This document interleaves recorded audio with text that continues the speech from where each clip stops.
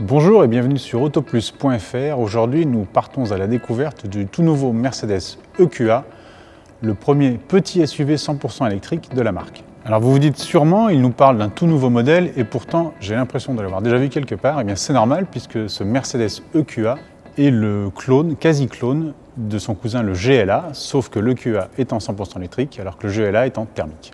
Les différences les plus notables entre l'EQA ici présent et le GLA se situent notamment au niveau de la face avant, avec cette grande calandre qu'on appelle Black Panel, donc qui relie directement les phares, alors que sur le GLA ici il y a une séparation. Le bas aussi de la proue est un peu différent. Et puis on note, véhicule électrique oblige, et c'est la signature de Mercedes, des touches de bleu, notamment dans le bloc optique. Alors côté gabarit, encore une fois, c'est la copie quasi conforme du Mercedes GLA. On reste dans la catégorie des SUV compacts, puisque cette EQA fait 4,47 m de long contre 4,41 m pour le GLA. Donc si vous suivez, le EQA est 6 cm plus long. Donc on retrouve le même profil un peu rondouillard qu'on a découvert sur la classe A puis le GLA. Voilà, le EQA, encore une fois, affirme sa parenté avec la lignée de la classe A. Seule petite distinction ici sur le côté, ce petit aplat avec marqué EQA. Ici nous avons une version édition, une version de lancement. Et puis évidemment, la principale différence, et nous y reviendrons plus tard, c'est cette trappe de recharge qui remplace la trappe à carburant. À l'arrière de l'EQA, les différences avec le GLA sont notamment la présence de ce grand bandeau lumineux qui fait toute la largeur de la caisse. Et puis pour les plus observateurs, ou ceux qui ont un GLA, vous aurez remarqué que la plaque d'immatriculation n'est plus sur le haillon, mais désormais a migré vers le bouclier. De série, le Mercedes EQA vendu en France disposera d'un haillon électrique,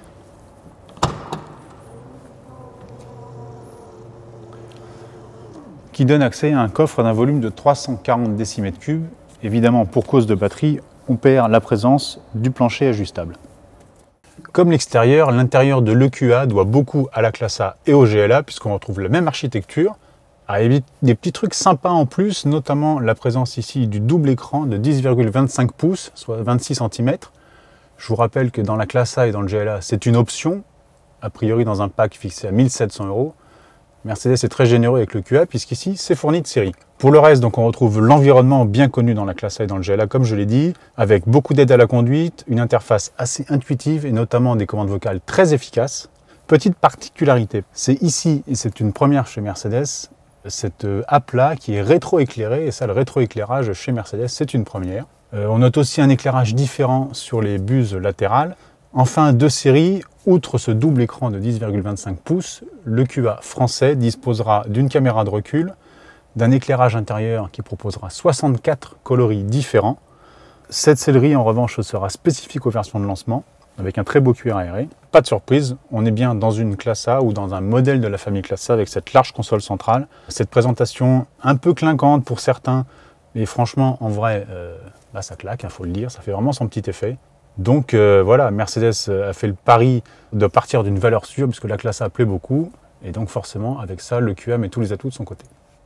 Alors à l'arrière vous allez me dire que je me répète encore et que je parle encore du Mercedes GLA, mais forcément à l'arrière de l'EQA on est comme dans un Mercedes GLA, on a assez d'espace aux jambes même si on perd la banquette coulissante puisqu'encore une fois les batteries empêchent cette modularité. Deux petits bémols quand même, c'est l'assise très basse. Ce qui fait que, comme vous le voyez ici, les cuisses ne sont pas du tout soutenues, donc à voir sur les longs trajets. D'un autre côté, c'est une électrique, donc les longs trajets, a priori, ce ne sera pas plus de 426 km. Et autre petit truc, moi alors c'est même pas que ça me chiffonne, c'est que je ne comprends pas en fait, c'est la présence de ce mini tunnel de servitude, sachant que le moteur électrique est à l'avant, que c'est une traction, donc je ne vois pas ce qui doit passer là-dessous. Certainement du câblage et du refroidissement, mais c'est dommage de ne pas avoir proposé un plancher plat. Dans un premier temps, le Mercedes EQA arrivera dans cette version 250, forte de 190 chevaux, pour une autonomie annoncée de 426 km, arrivée prévue dans les concessions françaises à la fin du printemps, pour un tarif qui n'est pas encore connu, mais on sait qu'en Allemagne, il démarrera à 47 000 € et Mercedes France nous a promis qu'il se situerait sous les 50 000 €. Moi, je fais le pari, allez, 48 500 €, je vous le fais. Plus tard, la gamme s'étoffera d'une version 350 4MATIC avec un second bloc électrique sur les roues arrière afin de proposer une transmission intégrale et une puissance cumulée de 286 chevaux. Enfin, Mercedes nous a parlé d'une version intermédiaire, donc entre les 190 chevaux de la 250 et les 286 chevaux de la 350 4MATIC, mais avec une autonomie promise supérieure à 500 km.